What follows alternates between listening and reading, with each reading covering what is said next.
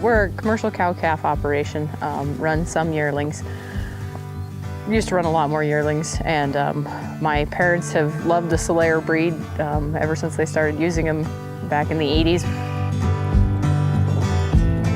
You know, they work for us instead of us working for them. They'll go out and breed back even in tough conditions and perform like we need them to, and raise a calf for us, and they are truly good mothers, and they'll take care of the calf and raise it without being made to, and then the fact that they will go perform on the rail. The Solaire breed today is nothing like the Solaire breed of 40 years ago. And you know, they bring so many things that this industry needs today to the table.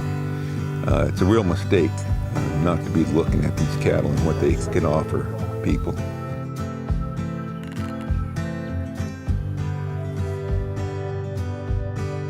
The really great thing about the Solaire cattle for the commercial man, as far as I'm concerned, is the female. I think the cow is what you want to have in your cow herd. Starting with that calving ease, calf survivability, those calves that get up and get sucking. The Solaire are really productive maternally, good milking cows that'll raise big calves. But the other thing that you see is high fertility. Really good fertility rates, really good breed back rates. So you get a cow that's going to give you a live calf on the ground, go out, raise a big calf, and come back inbred. And I think that's absolutely the key to profit for the cow-calf man. We're constantly looking for something different and something better, and as I've reached to this stage in life, I wouldn't even think about anything else but Solaire, because they're just so much less maintenance and so much easier to deal with. We just hardly ever have any opens. In fact, we have so few that it's almost tempting to not ever PG, you know. We didn't PG last year, and I think we had 4 cows out of 220 cows didn't calve, you know. Solaire cattle have a unique phenotype in their length. These cattle lay nice in their shoulders, nice extension through their neck.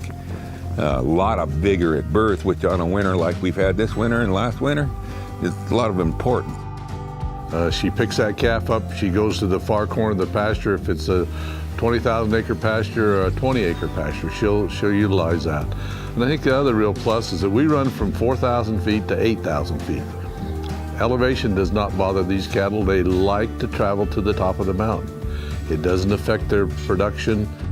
Structural integrity is a really important thing. Obviously in cattle they need to be able to get out and move around and graze, and we found the Solaire cattle to be really sound structurally. That all contributes to the longevity of the Solaire cows. We find that the Solaire cows are long-lived cattle, cows that are going to give you a couple extra years of production. To me, what it does is you're not trying to, you kind of get the best of both worlds. That you don't have to breed strictly for your maternal female that you want to keep at home and let that steer counterpart literally be nothing but a byproduct. But at the same time, you're not just trying to raise a great big high-performing feedlot animal that is going to go do everything on the rail, and his sister then be your byproduct. We don't have any problem topping the market, and they feed exceptionally well. I mean, the cows are good mothers, excellent calf livability. After they're straightened out in the feed yard, they perform well in the feed yard, and then of course the feedback we get is they do well on the rail. Now, why wouldn't that be the right thing for the industry? When you consider the calf survivability and you add that in with their fertility and their longevity, the fact that they are very productive females that bring in big calves, they're really just an unbeatable combination. And when you add in the carcass characteristics that they have, I really think that Solaire offer our commercial customers, you know, the best set of genetics that we can offer them.